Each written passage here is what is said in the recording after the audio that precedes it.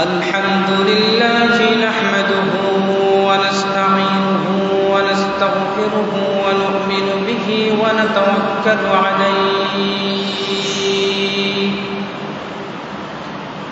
ونعوذ بالله من شرور أنفسنا ومن سيئات أعمالنا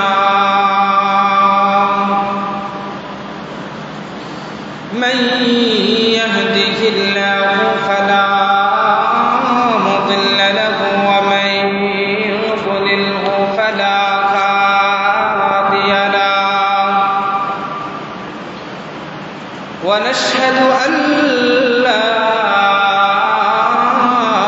إله إلا الله وحده لا شريك له ونشهد أن سيدنا وسندنا وحبيبنا وحبيب ربنا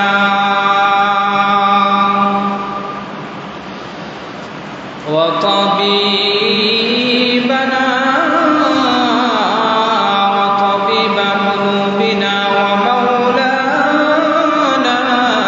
محمدا عبده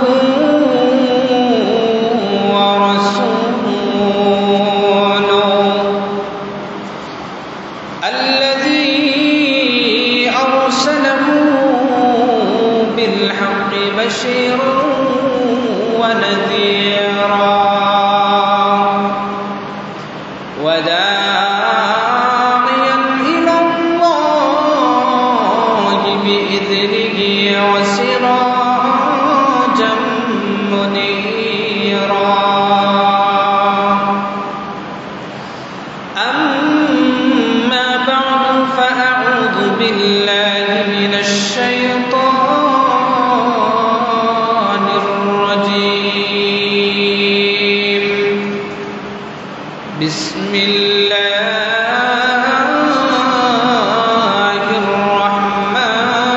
الرحمن الرحيم لقد كان لكم في رسول الله أسوة حسنة لمن كان يرجو الله واليوم الآخر وذكر الله كثيرا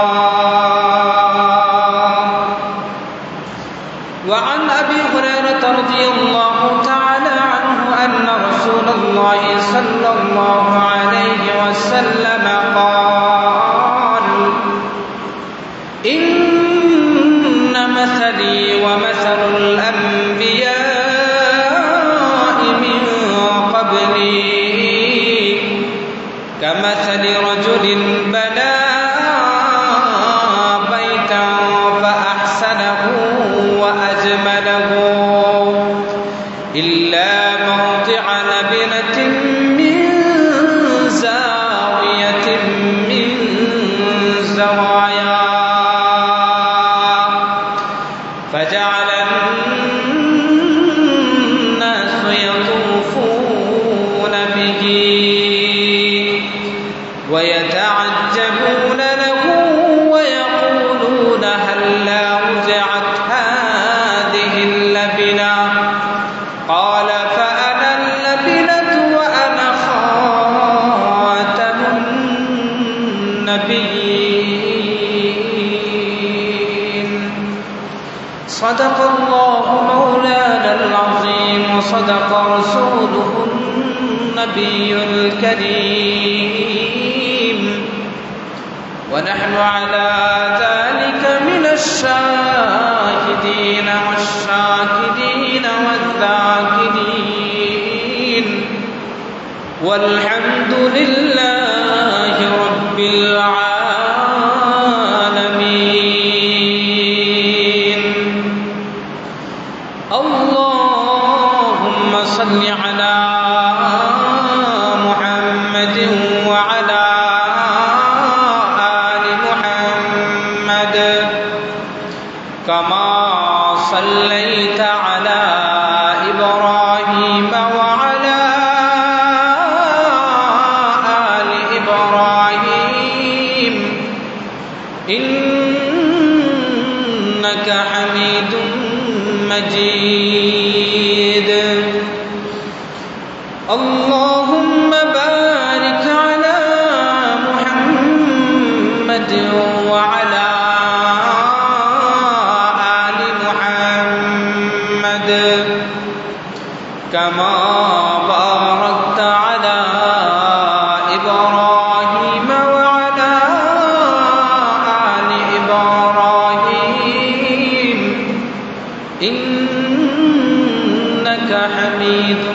مجيد بلغ العلا بكماله كشف الدجى بجماله حسنت جميع خصاله صلوا عليه وآله بلغ العلا بكماله كشف الدجى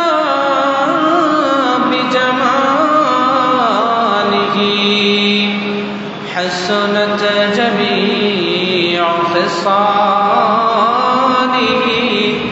صلوا عليه وآله تکبیر میں کلمہ میں نمازوں میں ادا میں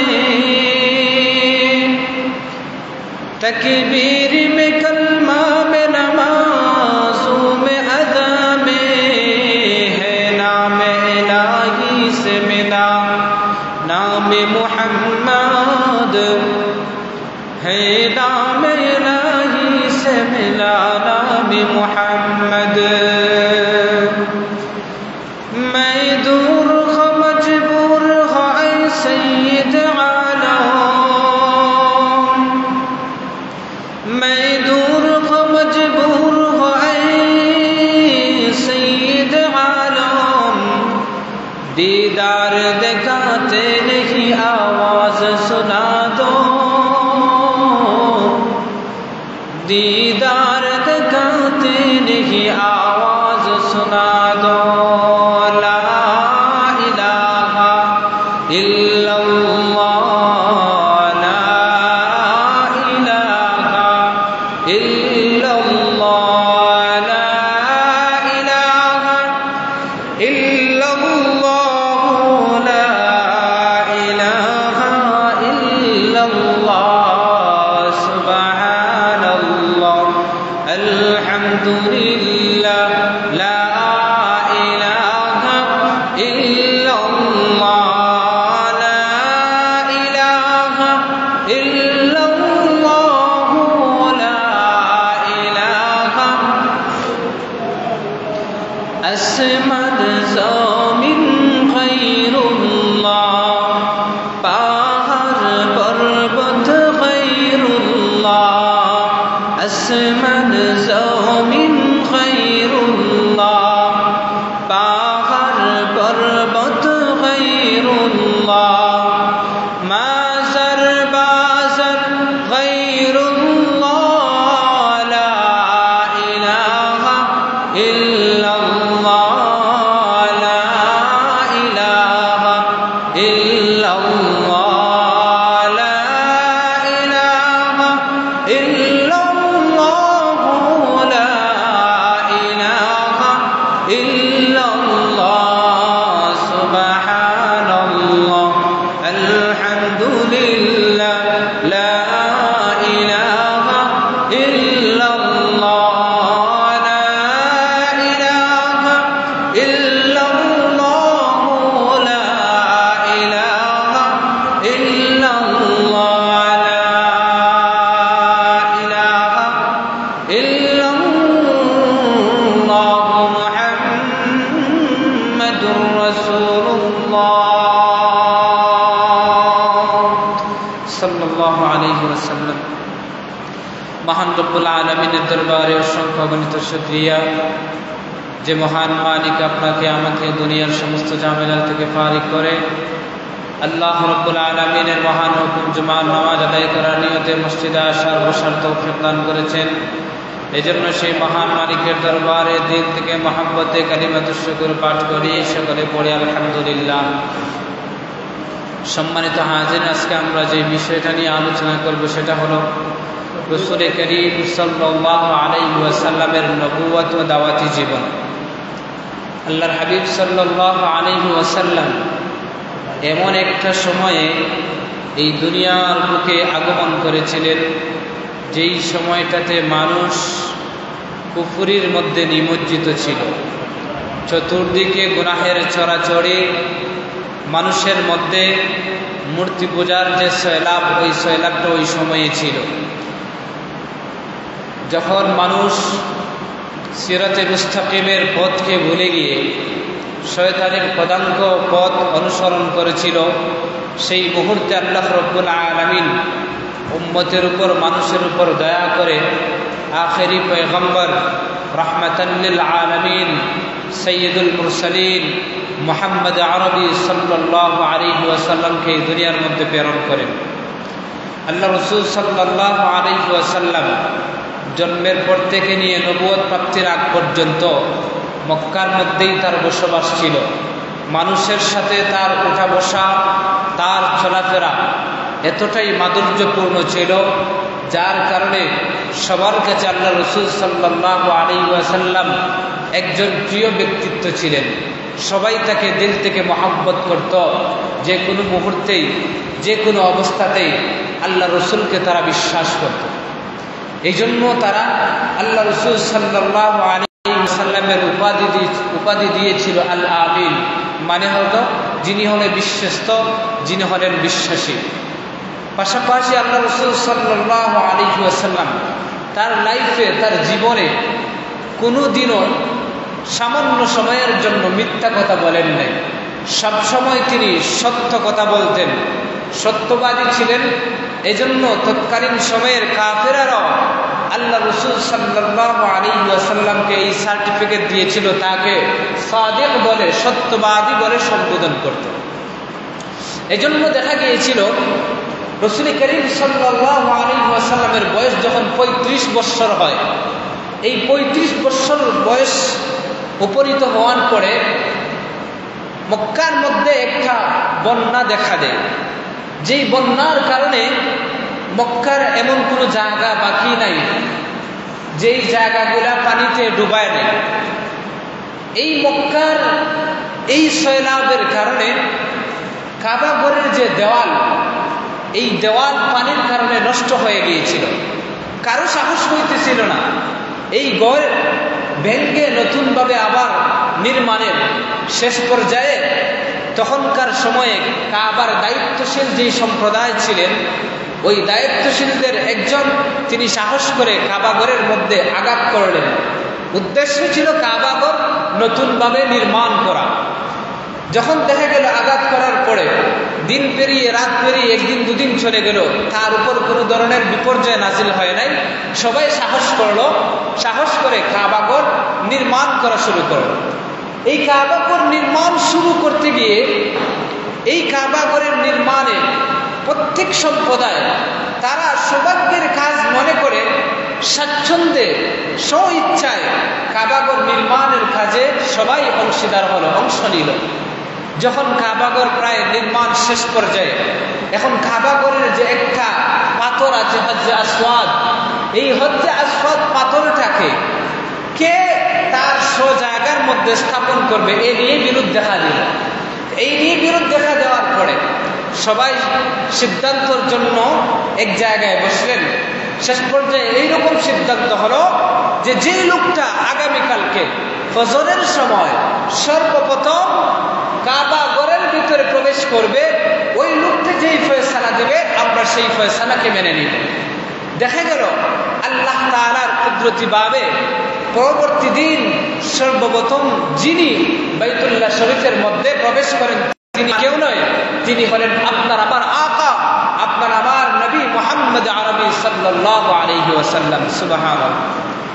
আল্লাহ রাসূল সর্বপ্রথম কাবা ঘরের মধ্যে প্রবেশ করলেন। সবাই যখন দেখলো যে মুহাম্মদ সর্বপ্রথম কাবা ঘরের মধ্যে প্রবেশ করেছে, সুতরাং সবাই এক বাক্যে বলল যে মুহাম্মদ হলো আল আমিন, মুহাম্মদ হলো সাদিক, মুহাম্মদ যেই সিদ্ধান্ত দিবে আমরা একই বাক্যে সেই সিদ্ধান্ত মেনে নিতে আমরা সবাই রাজি আছি।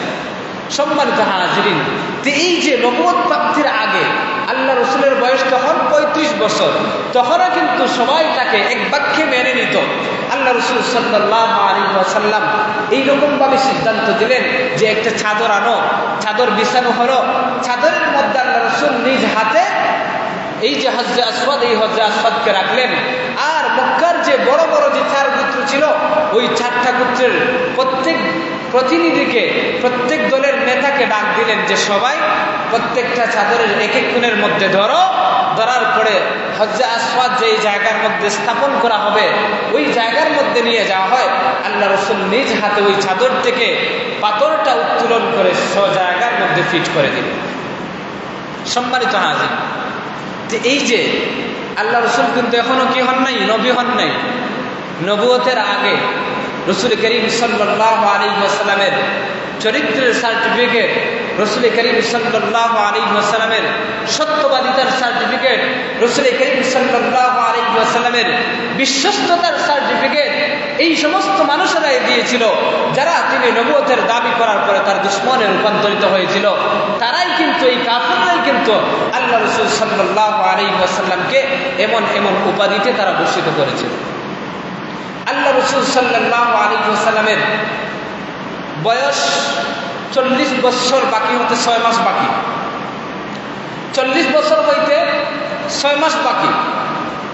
তখন থেকে আল্লাহ রাসূল সাল্লাল্লাহু আলাইহি ওয়াসাল্লামের ভিতরে আল্লাহ রাব্বুল আলামিন একটা জিনিস প্রিয় করে দিলেন। সেটা কি? সেটা হলো একাকী অবস্থায় থাকা, নির্জনতা অবলম্বন করা। খালওয়া হাদিসের মধ্যে এসেছে, খালওয়া অবলম্বন করা মানে একাকিত্ব অবলম্বন করা। এটা রাসূল করিম সাল্লাল্লাহু আলাইহি ওয়াসাল্লামের কাছে প্রিয় হতে লাগলো। আর তৎকালীন সময়ে আরবের মানুষেরা, মক্কার মানুষেরা যারা দ্বীনকে মানত, তৎকালীন সময়ে যারা মিল্লাতে ইব্রাহিম আলাইহিস সালাতু ওয়াস সালামের ধর্মের উপর যারা ছিল, তারা দেখা যাইত বিভিন্ন সময় একাকিত্ব তারা অবলম্বন করত। বিভিন্ন সময় বিভিন্ন জায়গার মধ্যে, গুহার মধ্যে গিয়ে, পাহাড়ের মধ্যে গিয়ে তারা নির্জনতা অবলম্বন করে তারা ওইখানে সময় কাটাইত। এর মাধ্যমে তারা ইবাদত বন্দেগী করত। এই জিনিসটাই বুঝাইত, প্রমাণ করত। আল্লাহ রাসূল সাল্লাল্লাহু আলাইহি ওয়াসাল্লামের নবুয়ত প্রাপ্তির 6 মাস আগেই তার ভিতরে এই জিনিসটা পছন্দনীয় হতে লাগলো, যার কারণে মক্কা থেকে 2 কিলোমিটার দূরে অবস্থিত জাবালে নূর যেটাকে বলা হয়, এই জাবালে নূরের মধ্যে একটা গুহা আছে যেটাকে গারে হেরা বলে আমরা জানি। সেই গারে হেরার মধ্যে আল্লাহ রাসূল সাল্লাল্লাহু আলাইহি ওয়াসাল্লাম কয়েকদিনের সামানা সাথে নিয়ে, পানীয় সাথে নিয়ে, খাদ্যদ্রব্য সাথে নিয়ে তিনি ওই গারে হেরার মধ্যে তিনি চলে গেলেন। ওইখানে গিয়ে তিনি রাত্রি যাপন করতে লাগলেন, ওইখানে গিয়ে তিনি ধ্যানে মগ্ন হতে লাগলেন। সম্মানিত হাজরিন, এই যে মক্কার মধ্যে কিন্তু আরো পাহাড়ও ছিল, আরো গুহাও ছিল, যেই গুহাগুলোতে মানুষ গিয়ে লুকালয়ে অবস্থান করত, সেখানে গিয়ে তারা ইবাদত বন্দেগী করত। আল্লাহ রাসূল সাল্লাল্লাহু আলাইহি ওয়াসাল্লাম অন্যান্য গুহা ব্যতীত রেখে এই হেরা গুহার মধ্যে কেন অবস্থান নিলেন? ওলামায়ে কেরাম বলেন এর কারণ হলো 2টা। প্রথম নম্বর কারণ হলো ওই গুহাটা এমন জায়গার মধ্যে অবস্থিত ছিল যেই গুহার মধ্যে দাঁড়াইলে বাইতুল্লাহকে স্পষ্ট দেখা যেত। আর বাইতুল্লাহকে দেখা, নয়ন ভরে দেখা, তৎকালীন সময়ের মানুষের দিলের ভিতরে এই বিশ্বাস ছিল যে বাইতুল্লাহ দেখলে কি হয়, নেকি হয়। আল্লাহ রাসূল সাল্লাল্লাহু আলাইহি ওয়াসাল্লামের উদ্দেশ্য হলো, আমার যখন মন টানবে তখন আমি মাঝে মধ্যে এই হেরা গুহার মুখের মধ্যে দাঁড়াই, আমি বাইতুল্লাহর দিকে তাকায়া বাইতুল্লাহর মঞ্জার নয়নাভিরাম দৃশ্য আমি দেখতে পাবো, এই সুযোগটা আমার হবে। এই জন্য তিনি হেরা গুহাকে তিনি বেছে নিলেন।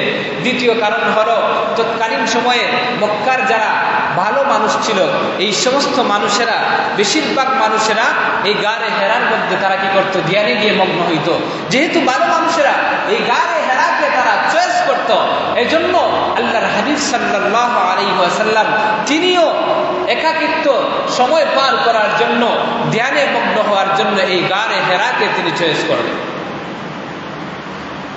আল্লাহ রাসূল সাল্লাল্লাহু আলাইহি ওয়াসাল্লামের নবুয়ত প্রাপ্তির 6 মাস আগ থেকে আল্লাহ রাসূল সাল্লাল্লাহু আলাইহি ওয়াসাল্লামের ওহী স্বপ্ন যুগে আসতে থাকলো। স্বপ্ন যুগে হাদিসে পাকের মধ্যে আম্মা জান আয়েশা সিদ্দিকা রাদিয়াল্লাহু তাআলা বলেন, আল্লাহর হাবিব সাল্লাল্লাহু আলাইহি ওয়াসাল্লামের প্রাথমিক পর্যায়ে যে ওহী ছিল সেটা হলো আর-রুইয়াস সালিহা মিনান নাওম, আর-রুইয়াস সালিহা ফিন নাওম।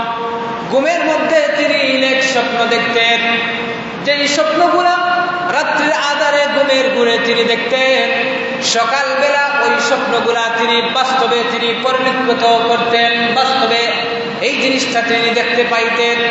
হাদিসের মধ্যে আল্লাহর হাবিব সাল্লাল্লাহু আলাইহি ওয়াসাল্লাম বলেন, মিসলা ফালাকিস সুবহি, অর্থাৎ সকালবেলা সূর্য উদিত হওয়ার পরে যে এরকম ভাবে কোথাও অন্ধকার থাকে না, চতুর্দিকে পরিষ্কার পরিচ্ছন্ন হয়ে যায়। আল্লাহর হাবিব সাল্লাল্লাহু আলাইহি ওয়াসাল্লাম বলেন, নবুয়ত প্রাপ্তির আগে আমি রাত্রিবেলা যে স্বপ্নগুলা দেখতাম, ওই স্বপ্নগুলা সূর্যের আলোতে বাসমান পরিষ্কার হওয়া দুনিয়াটা যেই রকম ভাবে প্রস্ফুটিত হতো, ওই রকম ভাবে আমার স্বপ্নগুলা দিনের বেলা বাস্তবায়িত হতো। আল্লাহ রাসূল সাল্লাল্লাহু আলাইহি ওয়াসাল্লাম ওই স্বপ্নগুলা দিনের বেলা তিনি বাস্তবে সংগঠিত হতে দেখতেন। ওই রকম ভাবে প্রাথমিক পর্যায়ে আল্লাহ রাসূল সাল্লাল্লাহু আলাইহি ওয়াসাল্লামের কাছে স্বপ্ন যুগে ওহী আসতে থাকে। আর এটাই ছিল আম্বিয়া কেরামদের একটা ওহীর সিস্টেম। যে এরকম ভাবে ইব্রাহিম আলাইহিস সালাতু ওয়াস সালাম স্বপ্ন যুগে দেখেছিলেন, ইন্নী আরা ফিল মানামি আন্নী আযবাহুকা, সন্তানকে বলেছিলেন যে আমি স্বপ্ন যুগে যেন দেখেছি আমি তোমাকে জবাই করতেছি। আল্লাহ তাআলার পক্ষ থেকে একমাত্র আম্বিয়া কেরাম যারা, তারা যে রাত্রিবেলা যে স্বপ্নগুলা দেখেন, এই স্বপ্নগুলা কি হয়? বাস্তব হয়, সত্য বলে ধরে নেওয়া হয়। কিন্তু আপনি আমি যে স্বপ্নগুলা দেখি, এই স্বপ্নগুলা অনেক সময়, অধিকাংশ সময় আমাদের খাম খেয়ালের কারণে হয়ে থাকে। দিনের বেলায় কল্পনা করেছি ফ্রান্স চলে গেছি, ইতালি চলে গেছি, বিভিন্ন ইউরোপ কান্ট্রির বিভিন্ন রাষ্ট্রের মধ্যে চলে গেছি, রাত্রেবেলা অনেক সময় দেখা যায় আপনার স্বপ্নযুগে ওইগুলা দেখি কি দেখি না। সম্মানিত হাজির, এই জন্য আমরা সাধারণ মানুষ যারা আছে, আমাদের যেই স্বপ্নগুলা, ওই স্বপ্নগুলা সত্য বলে ধরা যাবে না, কারণ এইগুলা আমাদের অনেক সময় খামখেয়ালির কারণে হয়ে থাকে, অনেক সময় আমাদেরকে শয়তানও দেখায়। কিন্তু আম্বিয়া কেরামের যে স্বপ্নগুলা, এই স্বপ্নগুলা খামখেয়ালিও নয়, শয়তানও দেখায় না, বরং এইগুলা কার পক্ষ থেকে হয়? আল্লাহ তাআলার পক্ষ থেকে। এইরকম ভাবে চলতে লাগলো। আল্লাহ রাসূল সাল্লাল্লাহু আলাইহি ওয়াসাল্লামের বয়স যখন 40 বছর পূর্ণ হলো, রিওয়ায়াতের মধ্যে এসেছে মাসের সম্পর্কে ইখতিলাফ আছে, মতানক্য আছে, তবে বিশুদ্ধ যে মত, সেই মতটা হলো তখন চলছিল রমাজানুল মুবারক মাস। তবে দিনটার ব্যাপারে কারো দ্বিমত নাই, কারণ আল্লাহ রাসূল বলেছেন যে সোমবার দিন, ওই দিনটা ছিল সোমবার দিন। এই নবুয়ত প্রাপ্তির কারণে, নবুয়ত লাভের কারণে আল্লাহ রাসূল সাল্লাল্লাহু আলাইহি ওয়াসাল্লাম প্রত্যেক সোমবারে কি রাখতেন? রোজা রাখতেন। যার কারণে বারের ব্যাপারে কোনো মতানক্য নাই, তবে তারিখের ব্যাপারে, মাসের ব্যাপারে মতানক্য আছে। তবে সর্বসম্মতিক্রমে এই জিনিসটাই সহিহ। এই ব্যাপারে অধিকাংশের মত হলো যে ওই মাসটা ছিল রমাজানুল মুবারক মাস।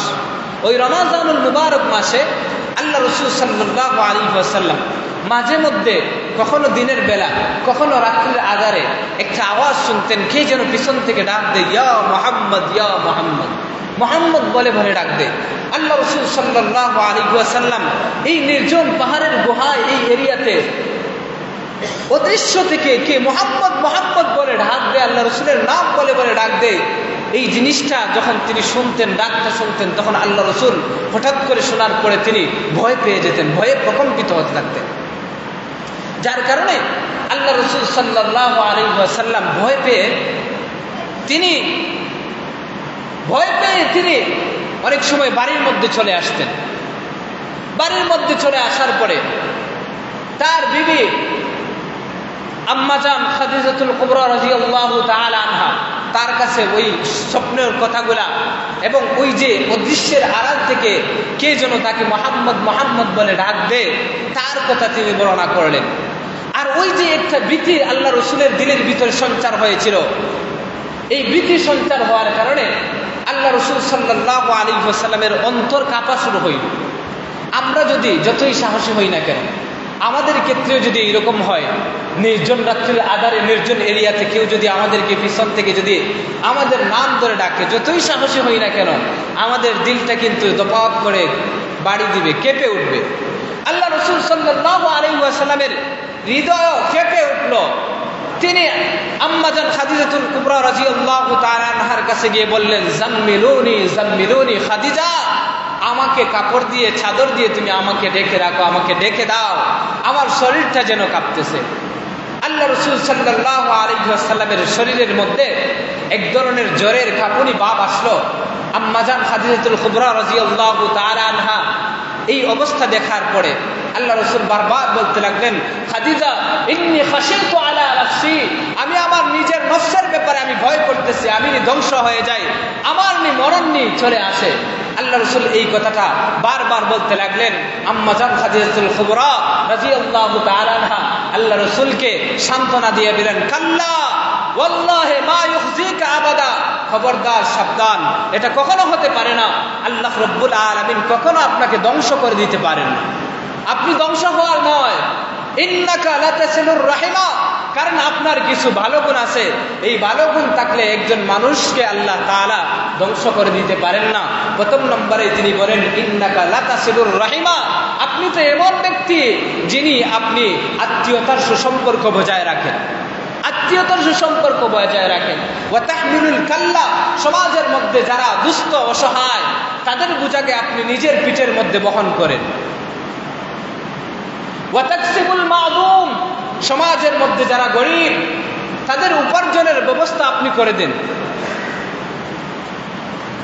এইরকম ভাবে ওয়া তুঈনু আলা নওয়াইবিল হক, হাদিসের মধ্যে এসেছে আম্মাজান খাদিজাতুল কুবরা রাদিয়াল্লাহু তাআলা আনহা বলেন, আপনি তো এমন ব্যক্তি যে সৎ পথে পরিচালিত হয়, হক পথে চলে, তাকে আপনি সাহায্য করেন।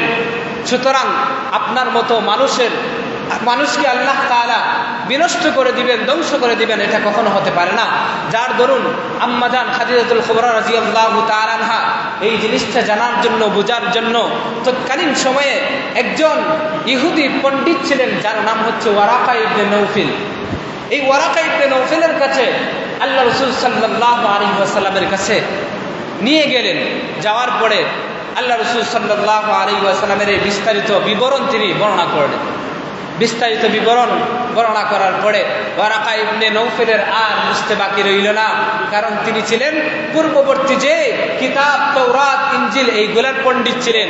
আর তাওরাতের মধ্যে আল্লাহ রাসূল সাল্লাল্লাহু আলাইহি ওয়াসাল্লামের সম্পূর্ণ বিবরণ লিখিত ছিল, লিপিবদ্ধ ছিল। যার কারণে এই অবস্থা তিনি শোনার পরে তিনি বললেন যে মুহাম্মদ, তুমি অচিরেই নবুয়ত লাভ করবে, তুমি অচিরেই নবী হবে। হায় আফসোস, আমি তো এখন বৃদ্ধ বয়সে উপনীত হয়ে গেছি, যদি আমি ওই সময়টাতে যদি জীবিত থাকি তাহলে মক্কার মানুষেরা তোমাকে একদিন তোমার দেশ থেকে তোমাকে বিতাড়িত করবে। আল্লাহ রাসূল বললেন, আমার মানুষেরা আমাকে আমার দেশ থেকে বিতাড়িত করবে? তিনি বললেন, হ্যাঁ, সেটাই তো লেখা আছে, তবে আমি যদি ওই দিন যুবক থাকতাম তাহলে আমি আমার সর্বস্ব দিয়ে তোমাকে রক্ষা করার জন্য আপ্রাণ চেষ্টা চালিয়ে যেতাম। ওয়ারাকা ইবনে নওফল ওই কথা বলতেছেন। সম্মানিত হাজিরিন, ওয়ারাকা ইবনে নওফল আল্লাহ রাসূল সাল্লাল্লাহু আলাইহি ওয়াসাল্লামকে বলতে লাগলেন, মুহাম্মদ, তুমি আমার কাছ থেকে যাওয়ার পরে যখন তুমি ওই হেরা গুহার মধ্যে তুমি যাবা, তোমাকে পেছন থেকে যে লোকটা ডাক দেয় তুমি ভয় না পেয়ে তুমি শুনবা ওই লোকটা তোমাকে কি বলতে চায়। দিলের ভিতরে, মনের ভিতরে সাহস রাখবা, সাহস থেকে তুমি ওই লোকটার কথা শোনার চেষ্টা করবা। আল্লাহ রাসূল সাল্লাল্লাহু আলাইহি ওয়াসাল্লাম তিনি আবারো জাবালে নূরের ওই হেরা পর্বতের মধ্যে, গুহার মধ্যে তিনি আবারো চলে গেলেন ধ্যানের জন্য। রমাজানুল মুবারকের 21 তারিখ, কোন বর্ণনায় এটা হলো অধিকাংশের মধ্যে 21 তারিখ, 21শে রমাজান চলতেছে। এমন সময় একজন লোক পিছন থেকে ডাক দেয়, ইয়া মুহাম্মদ উনজুর ইলাইয়া, মুহাম্মদ আমার দিকে তাকাও, আমার দিকে তাকাও।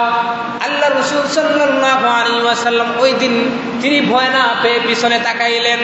তাকানোর পরে তিনি দেখতে পান একজন মানুষ জমিন থেকে নিয়ে আকাশ পর্যন্ত এতটুকু লম্বা, এমন আকৃতির মানুষ যার চেহারার দিকে তাকালে মক্কার কোনো মানুষের চেহারার সাথে মিলে না। তিনি সাহস করে সামনে আগায় গেলেন।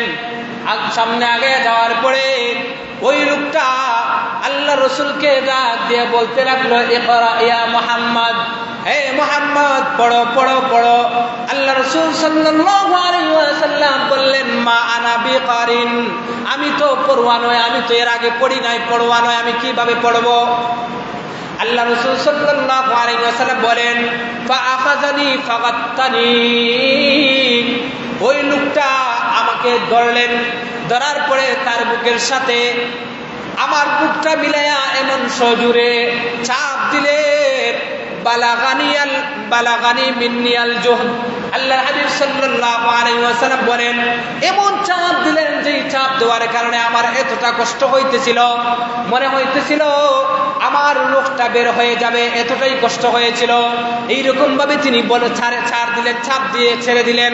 আবার বললেন, ইকরা ইয়া মুহাম্মদ, মুহাম্মদ তুমি পড়ো। তখন আমি জবাব দিলাম, মা আনা বিকারিন, আমি তো পড়ুয়া নয়।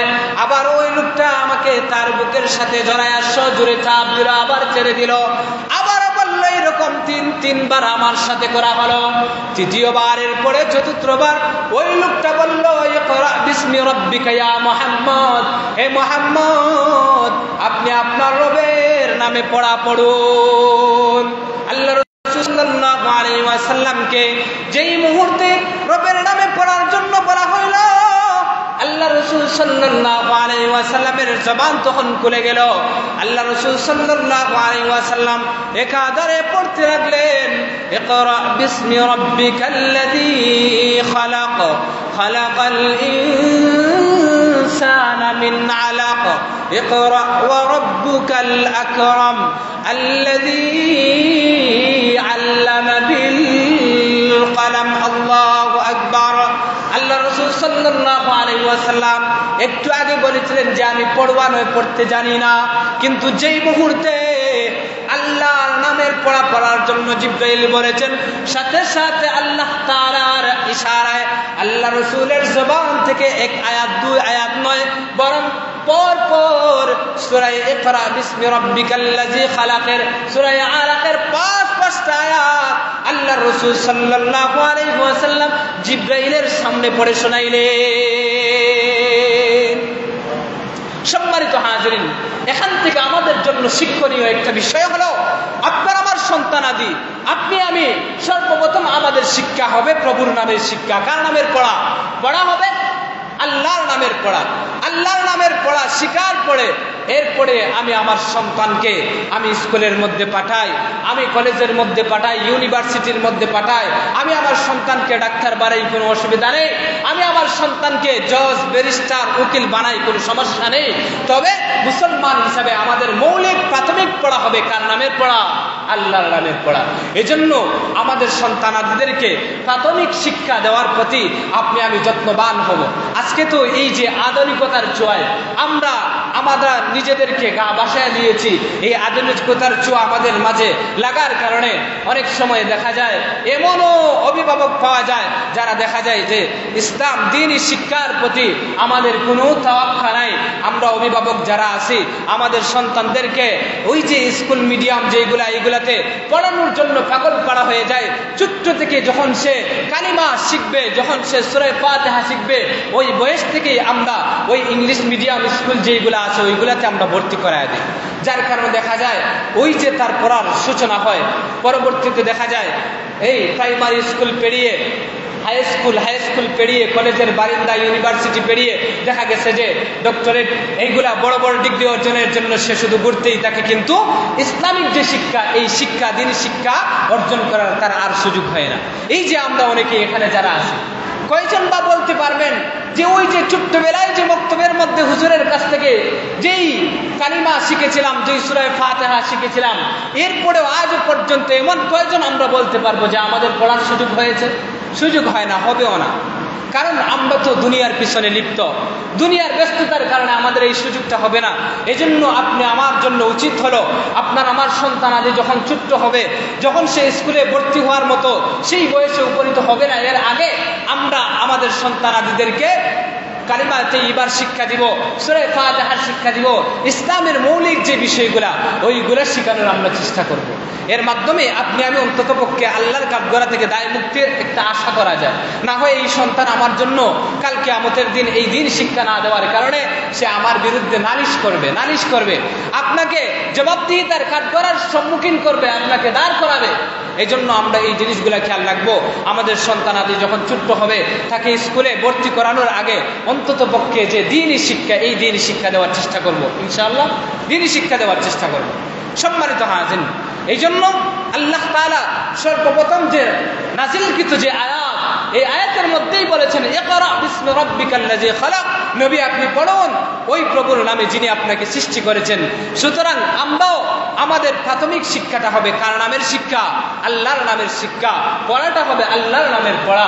দুনিয়ার কোনো ব্যক্তি বা দুনিয়ার কোনো মানুষের আবিষ্কৃত যেই পড়া, এই পড়াটা যেন আমাদের প্রাথমিক পড়া যেন না হয়, এই জিনিসটার দিকে আমরা খেয়াল রাখবো। আল্লাহ রাসূল সাল্লাল্লাহু আলাইহি ওয়াসাল্লামের এই যে প্রথম যে ওহী, এই ওহী নাযিল হওয়ার পরে এই যে ছাপ দেওয়া হয়েছে, এই ছাপ দেওয়ার কারণে আল্লাহ রাসূল সাল্লাল্লাহু আলাইহি ওয়াসাল্লামের শরীরের মধ্যে জ্বর এসে গেল। সম্মানিত হাজিরিন, আল্লাহ রাসূল সাল্লাল্লাহু আলাইহি ওয়াসাল্লাম ভয় পেয়ে বাড়ির মধ্যে চলে আসলেন। ভয়ে কাঁপতেছেন, শরীরের মধ্যে জ্বর এসে গেছে, জোরে জোরে কাঁপতেছেন। আম্মা জান খাদিজাতুল কুবরা রাদিয়াল্লাহু তাআলা আনহাকে এসে বললেন, ইয়া খাদিজা দাসসিরুনি দাসসিরুনি, খাদিজা আমাকে চাদর দ্বারা আবৃত করো, চাদর দ্বারা আবৃত করো। এইরকম ভাবে একদিন দুদিন চলে গেল, ওহী আসা বন্ধ থাকলো। এর মাধ্যমে আল্লাহ তাআলা তার প্যারে হাবিবকে অভ্যস্ত করার জন্য ওহীটা সাময়িক সময়ের জন্য বন্ধ রাখলেন, যাতে আল্লাহ রাসূলের দিল থেকে এই যে বইটা, এই বইটা যেন দূর হয়ে যায়। পরবর্তী ওহীর জন্য তিনি যেন নিজেকে তিনি কি করতে পারেন, নিজেকে উপযুক্ত বানাইতে পারেন। এজন্য আল্লাহ রাব্বুল আলামিন সাময়িক সময়ের জন্য ওহীটা বন্ধ রাখলেন। আল্লাহ রাব্বুল আলামিন যখন এই দুই একদিন ওহী বন্ধ রাখার পরে আল্লাহ রাব্বুল আলামিন কোরআনে কারীমের আয়াত নাযিল করে ডাক দিলেন, ইয়া আইয়ুহাল মুদ্দাসসির কুম ফাআনজির ওয়া রাব্বাকা ফাকাব্বির, হে চাদর দ্বারা আবৃতকারী উঠো উঠো, কুম ফাআনজির, তোমার যে গোত্রের মানুষ যারা আছে তাদেরকে সতর্ক করো। আল্লাহ রাসূল সাল্লাল্লাহু আলাইহি ওয়াসাল্লাম এই ওহী পাওয়ার পরে তিনি 3 বছর লাগাতার গোপনে গোপনে ইসলামের দাওয়াত দিতে লাগেন। সর্বপ্রথম তার ঘরের মধ্যে এসে তার প্রিয়তমা বিবি আম্মা জান খাদিজাতুল কুবরা রাদিয়াল্লাহু তাআলা আনহার কাছে ইসলামের দাওয়াত দিলেন। দাওয়াত দেওয়ার পরে আম্মা জান খাদিজাতুল কুবরা রাদিয়াল্লাহু তাআলা আনহা আগেই থেকে রাসূল করিম সাল্লাল্লাহু আলাইহি ওয়াসাল্লামের যে অলৌকিক ঘটনা বলে তিনি কিন্তু পরিলক্ষিত করেছিলেন, যার কারণে তিনি কোনো খালদেরি করেন নাই। আল্লাহ রাসূলের হাতে হাত রেখে তিনি কালিমা পড়ে মুসলমান হয়েছিলেন। দ্বিতীয় প্রকারের যে লোকটা পুরুষদের মধ্যে সর্বপ্রথম ইসলাম গ্রহণ করেন তিনি হলেন হযরত যায়েদ ইবনে হারিসা রাদিয়াল্লাহু তাআলা আনহু, যিনি ছিলেন আল্লাহ রাসূল সাল্লাল্লাহু আলাইহি ওয়াসাল্লামের পালক পুত্র। আল্লাহ রাসূল সাল্লাল্লাহু আলাইহি ওয়াসাল্লাম গোপনে গোপনে দাওয়াত দিতেছেন। আম্মা জান খাদিজাতুল কুবরা আল্লাহ রাসূল মিলে উভয়জন একসাথে রাত্রিবেলা ইবাদত বন্দেগী করতেন। একদিন রাতের আঁধারে উভয়জন দাঁড়িয়ে দাঁড়িয়ে আল্লাহ তাআলার সম্মুখে দাঁড়ায় ইবাদত বন্দেগী করতেছিলেন। এমন সময় ছোট্ট বালক হযরত আলী ঘরের মধ্যে প্রবেশ করলেন। আয়েশা আল্লাহ রাসূলকে ডাক দিয়ে বললেন, ভাইজান আপনি ভাবিকে সাথে নিয়ে এগুলা কি করতেছেন? এইগুলা কি? আমি তো এর আগে আপনাকে এরকম করতে দেখলাম না। আল্লাহ রাসূল সাল্লাল্লাহু আলাইহি ওয়াসাল্লাম হযরত আলীকে সাথে সাথে ইসলামের দাওয়াত দিলেন।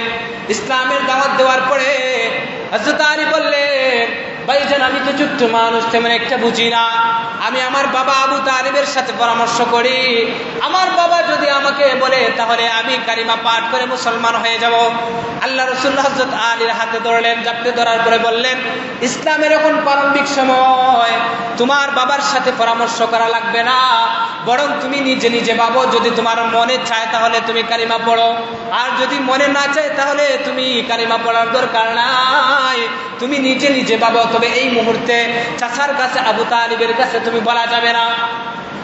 পরের দিন আল্লাহ রাব্বুল আলামিন হযরত আলীর দিলকে ইসলামের জন্য রেডি করে দিলেন। সুবহানাল্লাহ। আল্লাহ তাআলা হযরত আলীর দিলটাকে তৈয়ার করে দিলেন। দিলটাকে তৈয়ার করে দেওয়ার পরে হযরত আলী আল্লাহর রাসূলের কাছে এসে বললেন, ভাইজান, আমার দিল বলতেছে আমি নিজে একাকী অবস্থায় আমি চিন্তা করেছি, আমি এই জিনিসের উপর আপনার কথার উপরে একমত, আপনি আমাকে পড়াইয়া দেন লা ইলাহা ইল্লাল্লাহ মুহাম্মাদুর রাসূলুল্লাহ। হযরত আলী রাদিয়াল্লাহু তাআলা আনহু তৃতীয় নম্বরে তিনি ইসলাম গ্রহণ করে মুসলমান হয়ে গেলেন। আর ওই সময়টাতে আল্লাহ রাসূলের একজন ঘনিষ্ঠ ভাজন মানুষ, আল্লাহ রাসূলের দুস্থ হযরত আবু বকর সিদ্দিক রাদিয়াল্লাহু তাআলা আনহু, তিনি মক্কায় ছিলেন না, ব্যবসার কাজে তিনি বাহিরে ছিলেন। যখন আল্লাহ রাসূল সাল্লাল্লাহু আলাইহি ওয়াসাল্লাম নবুয়তের দাবি করলেন, নবুয়তের দাবি করার পরে মোটামুটি আরবদের মানুষের মাঝে, মক্কার মানুষের মাঝে একটা খবর ছড়ায় গেল। হযরত আবু বকর সিদ্দিক রাদিয়াল্লাহু তাআলা আনহু ওই মুহূর্তে মক্কার মধ্যে আসছেন। আসার পরে বলতে লাগলেন, বন্ধু মুহাম্মদ, কি শুনতেছি লোকেদের মুখে শুনি তুমি নাকি নতুন নবী হইছো, তুমি নাকি নবুয়তের দাবি করতেছো, আল্লাহ তাআলা নাকি তোমাকে নবী বানাইয়ে এই দুনিয়ার মধ্যে প্রেরণ করেছেন, এই দাবিটা কি সত্যি? তখন আল্লাহ রাসূল সাল্লাল্লাহু আলাইহি ওয়াসাল্লাম বলেন, হ্যাঁ, আমিও তোমাকে দাওয়াত দিতেছি এক আল্লাহ ছাড়া অন্য কারো উপাসনা করা যাবে না, আর আমি নবী মুহাম্মদুর রাসূলুল্লাহ সাল্লাল্লাহু আলাইহি ওয়াসাল্লাম হলাম আল্লাহ তাআলার পক্ষ থেকে প্রেরিত পয়গম্বর, শেষ নবী। যেই মুহূর্তে আবু বকরের কাছে আল্লাহ রাসূল এই কথা বললেন, তখন আবু বকর বললেন, তুমি যেই দাবি করতেছো এই দাবির পিছনে তোমার দলিল কি? দলিল কি? আল্লাহ রাসূল সাল্লাল্লাহু আলাইহি ওয়াসাল্লাম যেই জবাব দিলেন, আল্লাহু আকবার, কিতাবের মধ্যে লেখা হয় আল্লাহ রাসূল আবু বকরকে বললেন যে আমার দলিল হইল ওইটাই, ওই স্বপ্ন তোমার, যেই স্বপ্নটা তুমি সিরিয়ায় থাকা অবস্থায় দেখেছো। সম্মানিত হাজিরিন, আবু বকর আশ্চর্যান্বিত হয়ে গেলেন, কি ব্যাপার, আমি তো এখনো পর্যন্ত এই স্বপ্নের কথা কারো কাছে জানাইলাম না, মুহাম্মদ কিভাবে জানলো, কি স্বপ্ন দেখেছিলেন?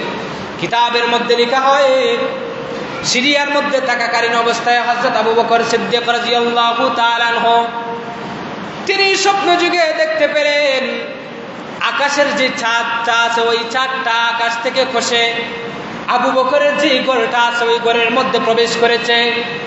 এই ঘর, এই চন্দ্রটা, এই চাঁদটা আবু বকরের ঘরে প্রবেশ করার কারণে আবু বকরের সমস্ত ঘরটা আলোকিত হয়ে গেছে। এই স্বপ্ন দেখার পরে সিরিয়ার মধ্যে পার্শ্ববর্তী যে তৎকালীন সময়ের একজন ইহুদি পণ্ডিত ছিল, ওই পাদ্রীর কাছে তিনি গেলেন। পাদ্রীর কাছে যাওয়ার পরে ওই স্বপ্নের কথা তিনি বর্ণনা করলেন। পাদ্রী ওই স্বপ্নটা শোনার পরে সে বলতে লাগলো, তোমার বাড়ি কোথায়? যে আমার বাড়ি হলো মক্কায়। তোমার নাম কি? আমার নাম হলো আবু বকর। যেই মুহূর্তে পাদ্রী আবু বকরের কথা শুনলো, তখন সে ডাক দিয়ে বলতে লাগলো, এই স্বপ্নটা দুনিয়ার কোন মানুষ যদি দেখে থাকে তাহলে ওই নামে একজন লোকই সে দেখতে পারে, এছাড়া অন্য কেউ এই স্বপ্ন দেখতে পারে না। আমি এই জিনিসটা পূর্ববর্তী কিতাব তাওরাতের মধ্যে, ইনজিলের মধ্যে এর বর্ণনা পেয়েছে। তুমি হলা আখেরি পয়গম্বর মুহাম্মদুর রাসূলুল্লাহ সাল্লাল্লাহু আলাইহি ওয়াসাল্লামের প্রধান সহচর, তুমি হবে সর্বপ্রথম খলিফা। হযরত আবু বকর সিদ্দিক রাদিয়াল্লাহু তাআলা আনহু এই স্বপ্নটা তিনি দেখেছিলেন। আল্লাহ রাসূল সাল্লাল্লাহু আলাইহি ওয়াসাল্লামের কাছে আবু বকর যখন তার নবুয়তের দলিল চাইলেন, তখন আল্লাহ রাসূল বললেন, আবার নবুয়তের দলিল হলো তোমার ওই স্বপ্ন, যেই স্বপ্নটা তুমি সিরিয়ার মধ্যে থাকাকালীন অবস্থায় দেখেছিলা। এছাড়া আর কি কোনো প্রমাণ তোমাকে দিতে হবে? তখন আবু বকর বললেন যে না, আর কোনো প্রমাণের দরকার নাই, কারণ আবু বকর আল্লাহ রাসূলের সাথে ছোট্ট থেকে বড় হয়েছিলেন, একসাথে চলাফেরা করেছেন, যার কারণে তিনি আল্লাহ রাসূল সাল্লাল্লাহু আলাইহি ওয়াসাল্লাম সম্পর্কে তার ভালোই ধারণা ছিল। এজন্য তিনি আর কোনো কাল দেরি করেন নাই, তিনি বলেন, মুহাম্মদ আমাকে পড়াইয়া দাও কালিমা তাইয়্যিবা লা ইলাহা ইল্লাল্লাহু মুহাম্মাদুর রাসূলুল্লাহ। আবু বকরও তিনি মুসলমান হয়ে গেলেন। সম্মানিত হাজির, এই রকম ভাবে ইসলামের সূচনা হলো। নবুয়তের সূচনার পরে 3 বছর গোপনে গোপনে আল্লাহ রাসূল সাল্লাল্লাহু আলাইহি ওয়াসাল্লাম দাওয়াত দিলেন। এরপরে আল্লাহ রাব্বুল আলামিনের পক্ষ থেকে ওহী আসে যে মুহাম্মদ এবার আর গোপনে দাওয়াত দেওয়ার আর সুযোগ নাই, এবার সময় এসেছে প্রকাশ্যে মানুষদেরকে ইসলামের দিকে আহ্বান করার। আল্লাহ রাসূল সাল্লাল্লাহু আলাইহি ওয়াসাল্লাম যেদিন থেকে ইসলামের দাওয়াত প্রকাশ্যে দিতে লাগলেন, ওই দিন থেকে যেই মুহাম্মদ সমাজের মধ্যে আল আমিন ছিলেন, যেই মুহাম্মদ সমাজের মধ্যে সবচেয়ে বিশ্বস্ত মানুষ ছিলেন, ভালো মানুষ ছিলেন, এই মুহাম্মদ ইসলামের দাওয়াত দেওয়ার কারণে সবার দুশমনে রূপান্তরিত হলেন। নাউজুবিল্লাহ, সবার দুশমন হয়ে গেলেন। এই জন্য আপনি আমিও হকের পথে আহ্বান করতে গিয়ে, হক কথা বলতে গিয়ে অনেক সময় আমাদের উপরও মানুষের কথার বুলি কখনো আমাদের উপর আসবে, কখনো মানুষের পক্ষ থেকে নির্যাতন আসবে, কিন্তু আমরা রসুলের উম্মত হিসেবে আমাদেরকে এই জিনিসটা খেয়াল রাখতে হবে যে আল্লাহ রসুল দ্বীনের দাওয়াত দিতে গিয়ে কত ধরনের কষ্ট তিনি সহ্য করেছেন। কোনো কষ্টের সম্মুখীন হয়ে নিজে কখনো কি হন নাই, পিছিয়ে যান নাই, বরং ইসলামের দাওয়াতকে তিনি আরো বেগবান করে তিনি মানুষের মাঝে ইসলামের দাওয়াত দিয়েছেন। ঠিক তদ্রুপভাবে আমরাও সেই নবীর উম্মত, আমরাও হক কথা বলতে গিয়ে, আমরাও দ্বীন ইসলামের দাওয়াত দিতে গিয়ে, আমরাও ইনসাফের কথা বলতে গিয়ে অনেক সময় দেখা যাবে আমাদের উপরও এই রকম ভাবে চাপ আসবে। এই চাপের সম্মুখীন হয়ে আমরা কি পিছপা হয়ে যাব? এটা কি রসুলের উম্মত হিসেবে আমাদের জন্য মানায়? আমাদের জন্য মানায় না। এজন্য আমরা সদা সর্বদা যে যে জায়গায় আছি ওই প্রত্যেকেই নিজেরা নিজেদের জায়গায় থেকে আমরা ইসলামের দাওয়াত দিব তো ইনশাআল্লাহ। আল্লাহ রাব্বুল আলামিন যেন আমাদের সবাইকে দ্বীন ইসলামের দাওয়াত দেওয়ার তৌফিক দান করেন। পাশাপাশি আমরা এই যে আলোচনা করলাম, এই আলোচনা থেকে আমাদের জন্য শিক্ষণীয় যে বিষয়গুলো আছে ওই বিষয়গুলোর উপর যেন আমাদেরকে আল্লাহ তাআলা আমল করার তৌফিক দান করেন। ওয়া আখিরু দাওয়ানা আনিল হামদুলিল্লাহি রাব্বিল আলামিন। একটা মিলাদ আছে, মিলাদও পড়ব ইনশাআল্লাহ।